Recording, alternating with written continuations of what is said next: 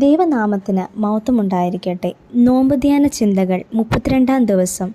അല്പസമയത്തെ ചിന്തയ്ക്കായിട്ട് തിരഞ്ഞെടുത്തിരിക്കുന്ന വേദഭാഗം ലൂക്കോസിൻ്റെ സുവിശേഷം 19-ാം അധ്യായം 1 മുതൽ 10 വരെയുള്ള വാക്യങ്ങളാണ്. ഈ ഒരു വേദഭാഗം എല്ലാവർക്കും സുപരിചിതമായിട്ടുള്ള ഒന്നാണ്. ഇതിനോടനുബന്ധിച്ചുള്ള ചിന്താവിഷയം രക്ഷയുടെ കൂടാരം എന്നതാണ്. ഈ ഒരു വേദഭാഗം നാം വായിക്കുമ്പോൾ നമുക്ക് മനസ്സിലാക്കുന്നത് എരീഹോവിലെത്തിയ യേശുവിനെ കാണാൻ ആഗ്രഹിച്ച സക്കായിയുടെ കഥയാണ്. ചുങ്കക്കാരിൽ പ്രധാനിയും ധനവാനുമായിരുന്ന സക്കായി യേശുവിനെ കാണുവാനായിട്ട് ആഗ്രഹിച്ചു. എന്നാൽ സക്കായിക്ക് ഉയരം കുറവായതിനാൽ പുരുഷാരം അവനെ തടഞ്ഞു. എങ്കിലും അവൻ കാട്ടത്തി മരത്തിന് മുകളിൽ കയറി യേശുവിനെ കണ്ടു. യേശു അവനെ കണ്ടപ്പോൾ അവനോട് പറഞ്ഞു, സക്കായിയെ, വേഗം ഇറങ്ങി വരിക, ഇന്ന് ഞാൻ നിന്റെ വീട്ടിൽ പാർക്കണം.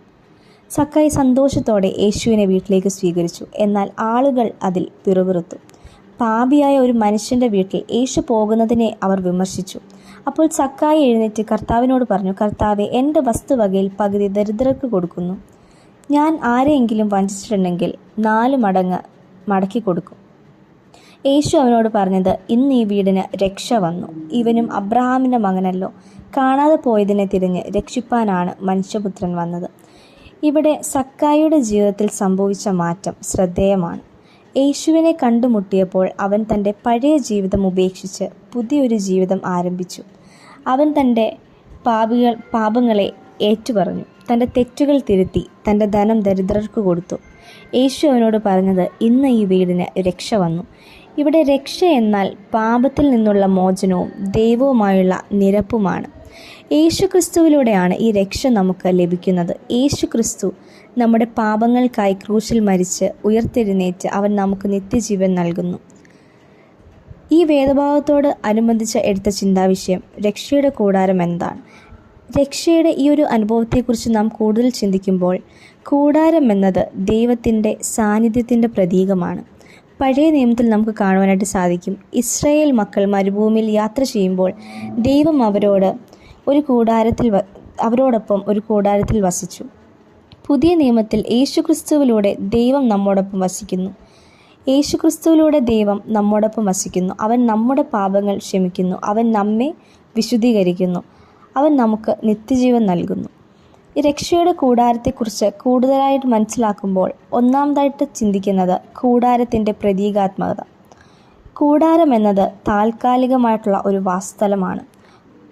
ഇത് നമ്മുടെ ഭൗമിക ജീവിതത്തിൻ്റെ നശ്വരതയും ദൈവവുമായുള്ള നിത്യമായ വാസസ്ഥലത്തിനും ഉള്ള ഒരു കാത്തിരിപ്പിനെയും സൂചിപ്പിക്കുന്നു. ഈ ലോകം നമ്മുടെ സ്ഥിരമായ ഒരു ഭവനമല്ല. നാം ദൈവത്തോടൊപ്പമുള്ള നിത്യജീവിതത്തിനായിട്ടാണ് കാത്തിരിക്കുന്നത്. പഴയ നിയമത്തിൽ ഉടമ്പടി പേടകം സൂക്ഷിച്ചിരുന്ന സമാഗമന കൂടാരം ദൈവ സാന്നിധ്യത്തിൻ്റെ അടയാളമായിരുന്നു. പുതിയ നിയമത്തിൽ യേശുക്രിസ്തുവിലൂടെ ദൈവം നമ്മോടൊപ്പം വസിക്കുന്നു. നമ്മുടെ ഹൃദയമാണ് ദൈവത്തിൻ്റെ കൂടാരം. കൂടാരം സംരക്ഷണത്തിൻ്റെ പ്രതീകമാണ്. ദൈവത്തിൻ്റെ രക്ഷയുടെ കൂടാരത്തിൽ നാം സുരക്ഷിതരാണ്. അവൻ നമ്മെ എല്ലാ അപകടങ്ങളിൽ നിന്നും സംരക്ഷിക്കുന്നു. പാപത്തിൽ നിന്നും തിന്മയിൽ നിന്നും അവൻ നമ്മെ രക്ഷിക്കുന്നു.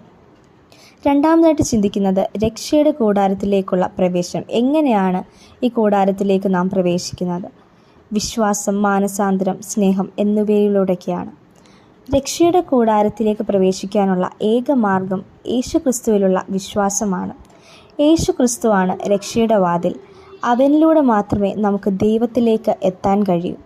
നമ്മുടെ പാപങ്ങളെ ഏറ്റുപറഞ്ഞ് മാനസാന്തരപ്പെടണം. പഴയ ജീവിതം ഉപേക്ഷിച്ച് നമ്മുടെ ഇഷ്ടമനുസരിച്ച് ജീവിക്കാൻ നാം തയ്യാറാകണം. ദൈവത്തെയും അയൽക്കാരനെയും സ്നേഹിക്കണം. ദൈവസ്നേഹം നമ്മുടെ ഹൃദയങ്ങളെ നിറയ്ക്കുകയും മറ്റുള്ളവരെ സ്നേഹിക്കാൻ നമ്മെ പ്രേരിപ്പിക്കുകയും ചെയ്യും. രക്ഷയുടെ കൂടാരം എന്നത് ദൈവത്തിൻ്റെ സ്നേഹത്തിൻ്റെയും കൃപയുടെയും പ്രതീകമാണ്. ഈ കൂടാരത്തിലേക്ക് പ്രവേശിക്കാൻ നാം ഓരോരുത്തരെയും ദൈവം ക്ഷണിക്കുന്നു.